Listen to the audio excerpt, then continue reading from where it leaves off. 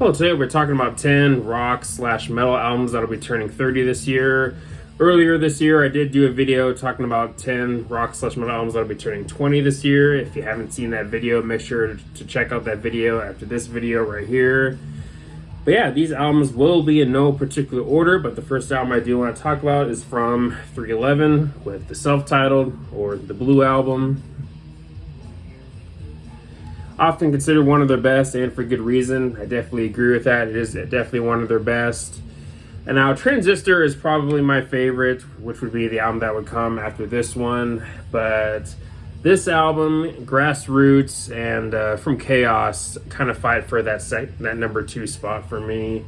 But for me, when it comes to 311, that album run from Music from 1993 to Evolver from 2003, that whole album run I think is just perfect. I mean, all really strong albums, all really great albums, and to me, they haven't really put out an album that's come close to any of those albums in that album run.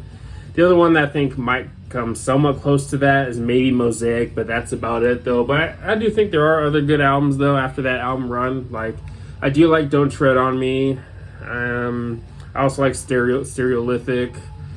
Now, when it comes to their latest album, Full Bloom, I'm going to be honest, I think that's one of their weakest. I'd say the same thing for Uplifter. Universal Pulse, another album I think is one of their weaker ones, but I do still think it's decent though. Stereolithic is also solid. But yeah, the Blue Album, definitely again one of their best. You have some of their most well-known songs on here, of course, songs like Down and All Mixed Up.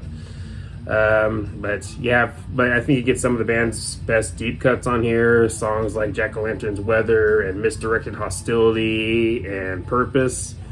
And I'd also say Sweet too. I mean, I think that song is definitely one of their most underrated songs. But yeah, Blue Album, definitely really good stuff. Moving into the world of grunge, one of the big four of grunge, we got Alice in Chains, self-titled, or Tripod. Of course, there are this album has many names, but yeah, this would be their final album with Layne Staley. And now, of course, of the 3 albums that they did with Layne, this is, of course, to me, this is probably the weakest of the 3, but which isn't really saying much, to be honest, because I still think this album is still pretty good, though. I mean, some of my favorites on here, you got Grind, Again. When I saw Alice in Chains live, they opened up their set with Again. That was definitely pretty cool. I think Sludge Factory might be one of my favorite Alice in Chains songs. Definitely underrated. I'd say the same thing with Nothing Song. Definitely underrated, but I really like that song a lot. You also have another bigger song from them on here with Heaven Beside You. Definitely another standout in the album. I do also like Frogs. I think that's one of the best songs when it comes to the second half of the album. Yeah, pretty good album. Rest in peace, Layne Staley. Moving to something a bit heavier, moving into the world of death metal with Death, with their album Symbolic. Now, when it comes to picking a favorite Death album, there really is no wrong answer. All their albums are pretty good. But for me, Individual Thought Patterns and Leprosy are pretty much my favorites from them. Individual Thought Patterns maybe being my number 1 favorite, and then maybe the Leprosy, and then this album for me probably. That's probably my top 3, but Symbolic, I mean, this is, of course, by this time they're pretty much into that whole tech death sound, and I do like both eras, both sounds. Of course, you have the era with Screaming Bloody Gore and Leprosy, and then you also have the more tech death stuff with Human and this album and Individual Thought Patterns. Now, when it comes to spiritual healing, I've kind of heard both arguments. Some people lump it with the first 2 albums, while others lump spiritual healing with the more technical stuff that they would go on to do later. I've heard both arguments. Personally, I'm not sure where I fall on that, but either way, I do like spiritual healing though. But yeah, Symbolic, to me, one of their best though. You do have some fan favorites on here like Crystal Mountain and the title track, but you have other really great songs on here like A Thousand Eyes, which might be one of my favorite Death songs. I also like Zero Tolerance and Misanthrope. But yeah, all around, really great album. Definitely a classic, especially in the world of death metal. But next, we're moving into the world of nu metal. We got Deftones, Adrenaline, and probably their most nu metal sounding album. Of course, they would go on to go beyond the boundaries of the genre, of course, but especially with White Pony and on. But yeah, Adrenaline, definitely a pretty good debut. This is definitely the band at their most raw. I know when it comes to ranking their albums, some people rank this lower.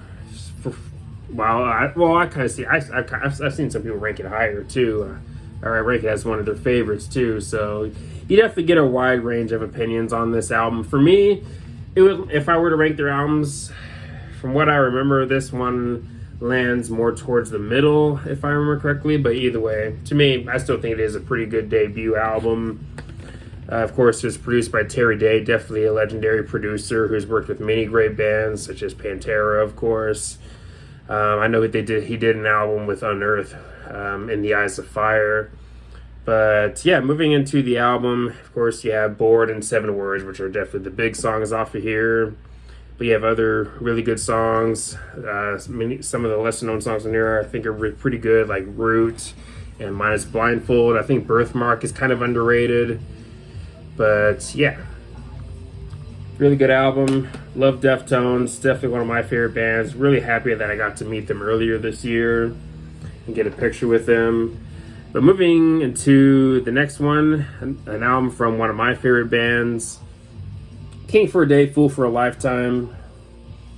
So Angel Dust will always be my favorite Faith No More album, and also one of my favorite albums of all time. But I still think this is definitely a really strong follow-up. And yeah, this is their first album without Jim Martin on guitar. They got Trey from Mr. Bungle to play on here, and Mr. Bungle, another band I do like. A band that's not going to be for everybody, of course, but personally I do like Mr. Bungle. Even with how wacky or weird they are, I dig their music. The debut being my favorite, but and California is pretty good too, but yeah. Absolutely love King for a Day. This album and The Real Thing honestly kind of fight for being my second favorite Faith No More album. Two very different albums. And Faith No More is one of those bands that never really repeats themselves with their albums. And this album sees them kind of playing around with genres, mixing genres, genre blending, however you want to put it, or mixing styles and stuff like that. And definitely works for me, man. I, again, really love this album. Definitely one of their best. Some of my favorites on here being Evidence, which I think is one of their best singles, in my opinion. I really like that song. Star AD is one of the best deeper cuts on the album. I also like track number 7, which I'm not sure how to pronounce, Coralho Vodor. That's one of the more melodic songs on the album. I do really like that one. Kind of an underrated cut on here. I do like the heavier songs on the album too, like Cuckoo for Kaka and Ugly in the Morning.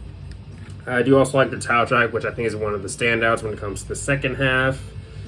But yeah, all around, really great album. And honestly, one of my favorite albums of 1995, if I'm being honest. Again, if you haven't heard this album, definitely give it a listen. Really good stuff. Moving into something a bit heavier, we got Fear Factory, Demanufacture, and I believe this album had a birthday recently. And yeah, for me, the band's best, and I know I'm not alone in that. I know some people will probably say Obsolete too, and for good reason. Obsolete's also pretty good too, but for me, I gotta go with Demanufacture as being their best.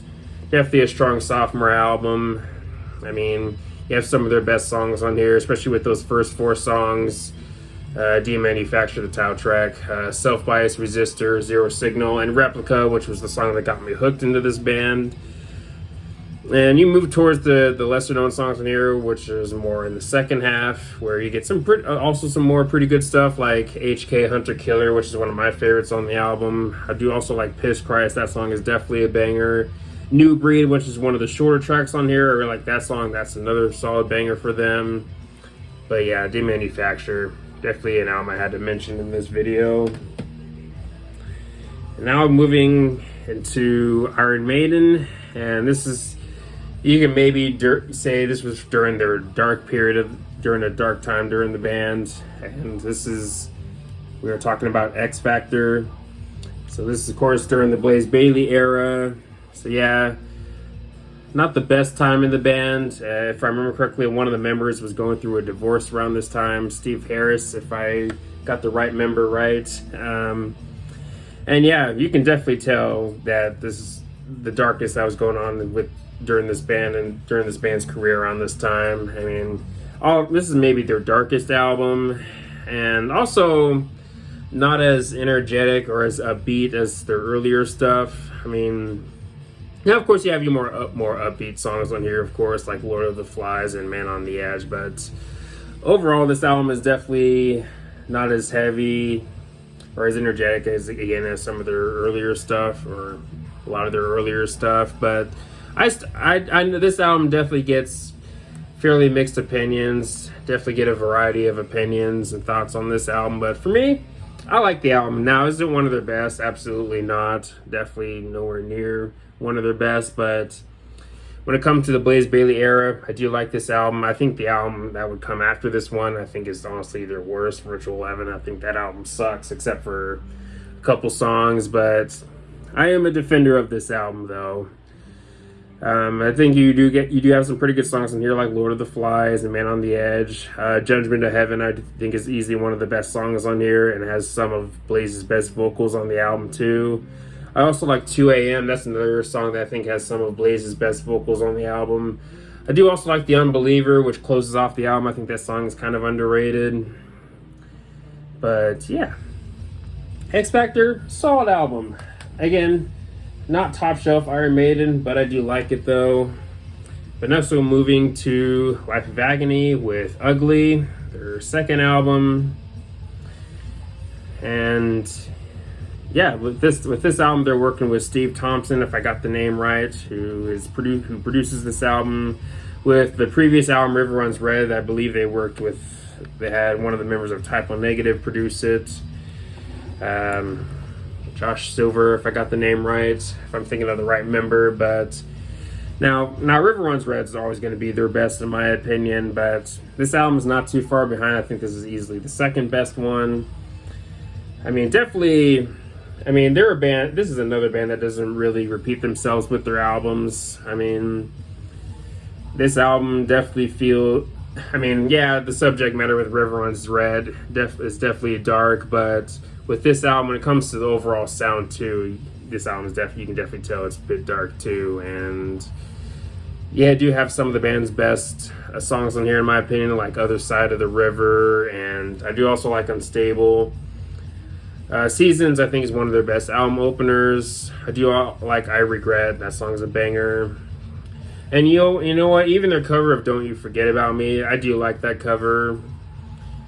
And Ugly, at the title track, I think is one of the best songs on here too. But yeah, Ugly, solid album. Definitely underrated. If you haven't heard this album, definitely check it out.